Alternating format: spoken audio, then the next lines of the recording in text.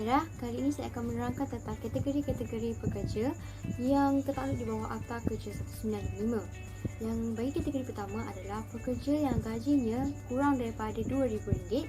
Bagi kategori yang kedua adalah tidak kira berapa gaji pun pekerja itu terima jika pekerja itu bekerja di bawah sektor yang pekerjaan buruh kasar. Yang kedua adalah pekerja yang membawa kenderaan jentera. Yang ketiga adalah penyedia pekerjaan kasar. Yang keempat adalah kaki tangan domestik. Jadi kategori yang seterusnya adalah akta ini tidak tertakluk di bawah pekerja yang bekerja di dalam sektor kerajaan, akan tetapi akta ini tertakluk di dalam untuk pekerja-pekerja yang bekerja di dalam sektor swasta dan pekerja asing yang bekerja di Malaysia. Seterusnya, saya akan menerangkan tentang kontrak perkhidmatan dan kontrak untuk perkhidmatan.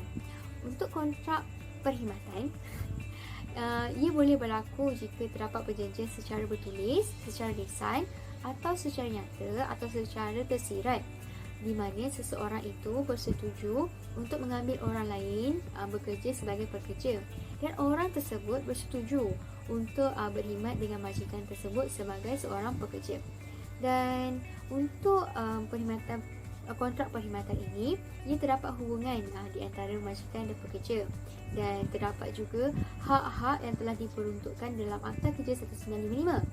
Manakala berbeza untuk kontrak untuk perkhidmatan, iaitu kontrak untuk perkhidmatan ini terdapat hubungan di antara kontrak terbebas dengan orang yang membayar upah, dan ia tidak wujud hubungan di antara majikan dan pekerja. Dan juga kontrak untuk perkhidmatan ini tidak mempunyai hak-hak yang telah diperuntukkan dalam Akta Kerja 1955. Dan antara ciri yang paling penting untuk dilihat adalah dalam Akta Perkhidmatan terdapat wujudnya tanggungan beralih. Tanggungan beralih ini sangat penting kerana ia menentukan sama ada majikan itu perlu bertanggungjawab atas kerugian pihak ketiga ataupun tidak. Sebagai contoh, jika seseorang pekerja itu mengakibatkan kerugian yang perlu kerugian kepada pihak ketiga dan majikan itu bertanggungjawab untuk membayar segala kerugian yang telah dilakukan oleh pekerja kepada pihak ketiga. Akan tetapi kontrak untuk perkhidmatan tidak wujud tanggungan beralih, dan hal ini sangat penting untuk dititikberatkan. Puan Atikah merupakan seorang pengusaha yang menjual kek batik. Beliau telah mengambil 2 orang pekerja iaitu Adam dan Desi bagi membantunya memasarkan dan menjual kek batik tersebut. Hal ini telah menyebabkan berlakunya kontrak perkhidmatan kerana telah wujudnya hubungan antara pekerja dan majikan.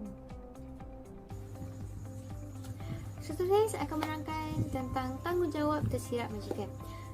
Yang pertama sekali, tanggungjawab tersirat bagi majikan adalah perlu menyediakan kerja. Yang kedua adalah tidak memberi kerja yang menyalahi undang-undang. Sebagai contoh adalah majikan menyuruh pekerja itu mengambil dadah ataupun mengedarkan dadah. Itu adalah salah satu pekerjaan yang menyalahi undang-undang. Dan yang ketiga adalah majikan tidak memberikan kerja yang berbahaya atau tempat kerja yang dapat mengancam keselamatan pekerja. Yang keempat adalah majikan perlu menyediakan sistem kerja yang selamat kepada para pekerja mereka. Baiklah, sekarang kita akan lihat tentang tanggungjawab majikan dalam menyediakan kerja. Secara umumnya, majikan tidak mempunyai kewajipan untuk menyediakan pekerjaan kepada pekerja asalkan majikan tersebut membayar upah ataupun gaji kepada pekerja. Dan pekerja tidak boleh merungut jika majikan tidak menyediakan kerja asalkan majikan tetap membayar gaji mereka seperti yang telah dijanjikan oleh kedua-dua belah pihak. Dan perkara ini mendapat pengecualian jika dia gaji dalam bentuk komision atau ia bergantung kepada adanya pekerjaan tersebut. Sebagai contoh, majikan mempunyai tanggungjawab memberi kerja kepada pekerja jika pekerja tersebut akan mendapat upah ataupun komision atas jualan yang mereka lakukan. Dan majikan tidak boleh memberi kerja untuk mengira stok di belakang, kerana perkara itu boleh menjejaskan upah ataupun gaji yang bakal mereka terima atas jualan yang mereka lakukan.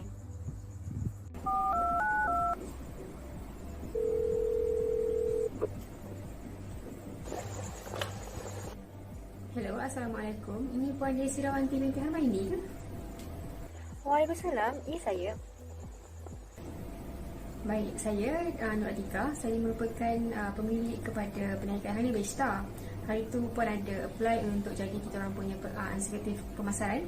Jadi saya nak ucapkan tahniah lah sebab Puan berjaya menjadi dan terpilih menjadi kami punya pegawai eksekutif pemasaran dalam Honey Besta. Oh, Alhamdulillah. Terima kasih atas lantikan yang telah diberikan. Kalau boleh saya tanya tentang gaji macam mana ya?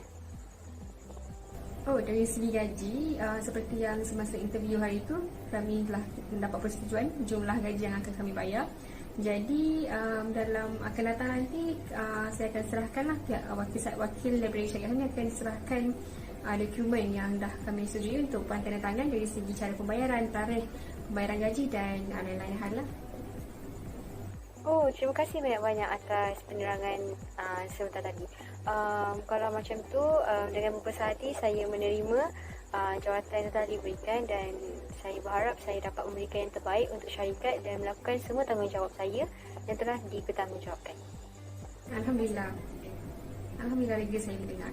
Untuk makluman Puan juga, kami telah melantik seorang pembantu di bawah Puan, iaitu Muhammad Adam Aiman, yang akan bekerja dan akan membantu Puan lah dari segi pemasaran produk kami Honey Besta.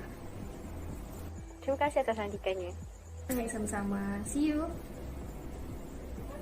Terdapat banyak tanggungjawab tersirat pekerja, tetapi antaranya ialah seperti 5 yang disenaraikan di bawah, iaitu melakukan kerja dengan penuh amanah, melakukan kerja dengan penuh berhati-hati, tidak menerima ganjaran sulit, tidak mendedahkan maklumat rahsia dan akhir sekali tidak bekerja sambilan. Bagi melakukan kerja secara amanah, pekerja mestilah mengamalkan prinsip Yuberima Fidei, iaitu pekerja mestilah bekerja dan menjalankan tugas dengan jujur, amanah dan suci hati. Yang kedua ialah bekerja dengan penuh hati-hati. Pekerja mestilah menjalankan tugas dan peranan pekerjaan mereka dengan penuh hati-hati kerana pihak majikan boleh menuntut ganti rugi jika pekerja melakukan sebarang kecuaian. Yang ketiga ialah tidak menerima ganjaran sulit. Pekerja hanya boleh berkhidmat dan bekerja untuk pihak majikan sahaja dan mereka tidak boleh menerima ganjaran daripada pihak yang lain. Yang keempat adalah tidak mendedahkan maklumat rahsia. Hal ini seperti pekerja tidak boleh mendedahkan maklumat ataupun dokumen-dokumen sulit milik syarikat seperti operasi syarikat, untung dan rugi syarikat dan lain-lain dokumen sulit kepada pihak yang tidak layak untuk mengetahuinya. Akhir sekali adalah tidak bekerja sambilan. Sebenarnya tiada halangan bagi pekerja untuk bekerja sambilan selagi mana ia tidak mengganggu waktu bekerja sebenar dan tidak memudaratkan atau merugikan perniagaan pihak majikan. Common law tidak menghalang pekerja daripada bekerja di tempat lain pada masa lapang untuk menjana pendapatan sampingan, tetapi pekerjaan tersebut mestilah tidak mengganggu waktu bekerja. Jika terdapat kes di mana pekerja bekerja di tempat lain pada waktu bekerja dan ianya memudaratkan atau merugikan perniagaan majikan, maka pihak majikan boleh memohon perintah instruksi untuk menghalang pekerja daripada bekerja sampingan pada masa lapang.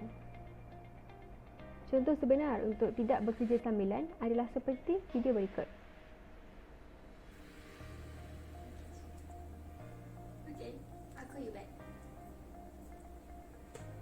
Adam, apa yang kamu sedang lakukan ni? Bos, saya tengah buat kerja sembilan saya ni. Kamu tahu tak sekarang ni waktu bekerja? Banyak kerja kamu tertunggak. Daisy bagi tahu saya banyak lagi laporan yang awak tak hantar dekat dia untuk diproses. Kamu tahu tak projek ni salah satu projek terbesar kita pada tahun ni? Kalau macam ni, saya boleh ambil tindakan tahu kat atas awak sebab awak buat kerja lain selain daripada kerja saya. Sebab benda ni boleh memudaratkan saya punya perniagaan. Maaflah bos, saya takkan buat kesilapan lagi. Saya tak halang awak untuk buat kerja lain untuk dapatkan pendapatan sampingan. Tapi buat lepas awak siapkan saya punya kerja dulu. Ataupun awak boleh buat pada hari cuti. Okey?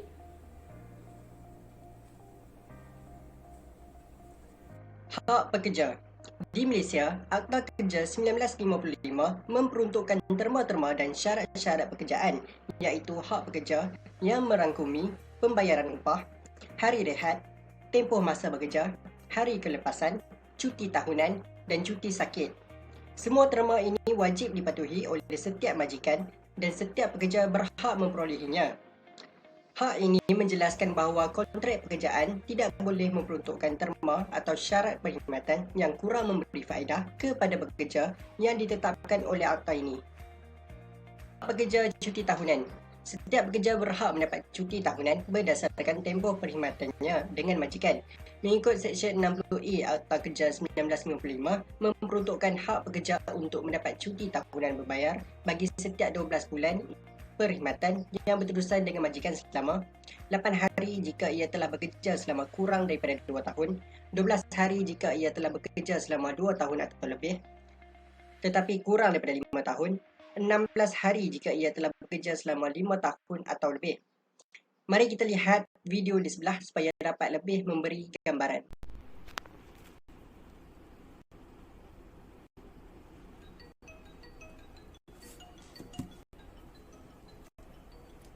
Hello? Ya. Saya sakit. Okey, saya akan minta cuti ya. Okey. Kita minta cuti kat bos ni.